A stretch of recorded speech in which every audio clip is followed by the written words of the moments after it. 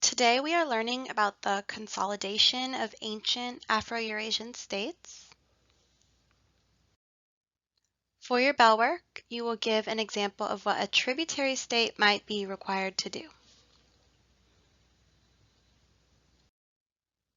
So let's look at source 7 in this unit. This is a Mesopotamian clay tablet dated from 3300 BCE. This pre-cuneiform writing is likely a record of food rations. So for number 1, what do we see? Let's kind of go back to that what do you see, think, or wonder concept when you're analyzing a source. What do you think the symbols specifically represent? Take a moment and jot that down.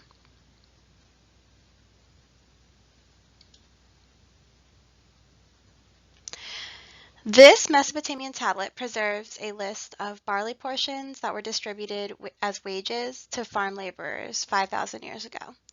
It shows an early stage of cuneiform writing, or pre-cuneiform writing is what it's called, in which circular holes were used for numbers. So those little holes that look like almost like they just pushed a finger into the clay represent numbers, alongside symbols that represent the items being counted, so barley and other crops.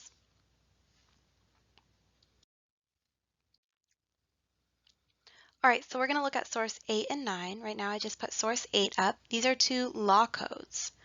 So source 8 is excerpted from the Sumerian law code, the code of Lipit-Ishtar from 1860 BCE. Again, remember that's before the year 0.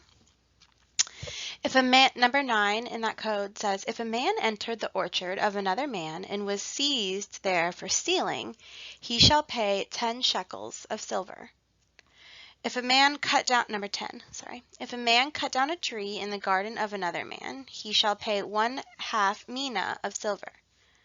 Number 35, so just goes to show you there's a bunch of rules. If a man rented an ox and damaged its eye, he shall pay 1/2 of its price. And then at the bottom it does give you some notes that explains what a shekel and a mina are. For source 9, it's excerpted from the Code of Hammurabi, also known as the Babylonian Law Code, from 18th century BCE. Number 59, if any man, without the knowledge of the owner of a garden, cut down a tree in a garden, he shall pay 1/2 a mina in money. If a man wishes to separate, 137, if a man wishes to separate from a woman who has borne him children, or from his wife who has borne him children, then he shall give that wife her dowry and part of the field, garden, and property, so that she can rear her children. When she has brought up her children, a portion of all of that is given to the children, equal as that of one son shall be given to her. So she gets like, as if she's a child, she gets like one child's worth of that land, and the rest is split up between her other kids. She may then marry the man of her heart.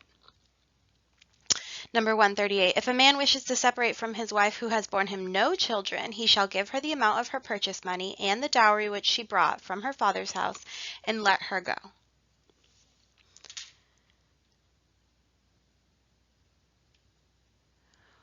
So I want you to look at these codes. They're both on your worksheet, so it's easier for you to see. What are some similarities between these codes?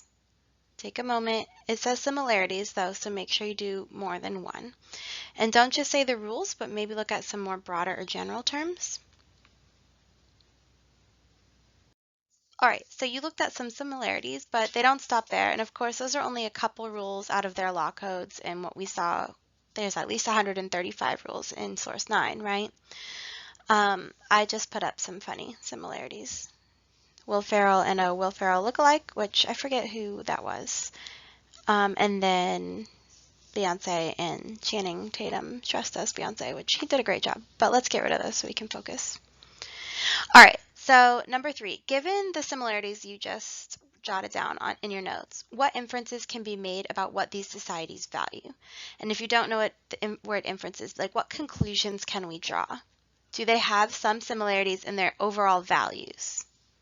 What similarities do you think they have? So let's discuss something. Imagine you and your peers are trying to get your license and you each must pass your driver's test, right?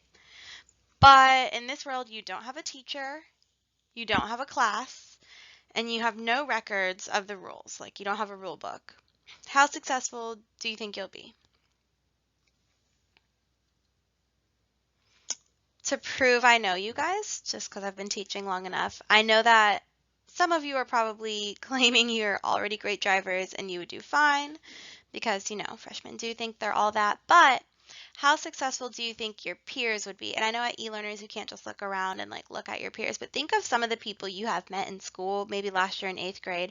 Would you trust all of them to be driving? And would you trust them to know all of the rules of the road if they had no teacher, no class, and no records of the rules? Right? They had no book. I think there are several students you would probably be like, no, please don't let them drive. This was just a funny meme. All right. Why then was the development of record systems like Source 7, that clay tablet we looked at, so important?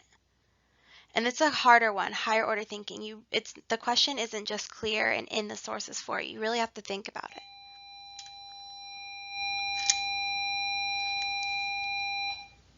I record at the same time every day, so let's just get used to the fact that there's going to be a bell. Probably an announcement, but why was the development of these record systems so important? What is important about having these records?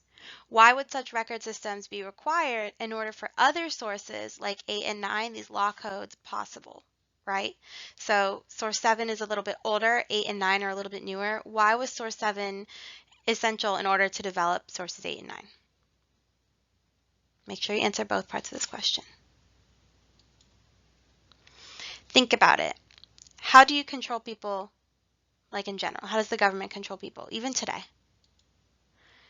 How do you ensure these people know our laws? Because hopefully with the hint you would have been like, oh, well, there's laws and rules you have to follow, right? But how do you know that everyone knows every law? Like if you're driving, how do you know that all the other drivers know all the laws? Let's go back to this driving scenario. If you and your friend are arguing about how many feet before a turn you're required to put your blinker on, how can you confirm, right? So like in my head, I think it's 100 feet. But let's say my best friend's like, no, it's 200 feet. How would we figure out who's right? You would just look it up, right? We have written language and the laws are written down and recorded. So we can reference these laws, we can refer to these laws, everyone can read these laws. You're not required to all memorize them, right? You're not required to all memorize every single law. Think of how many laws there are just to drive, right? But then everything else also has a law.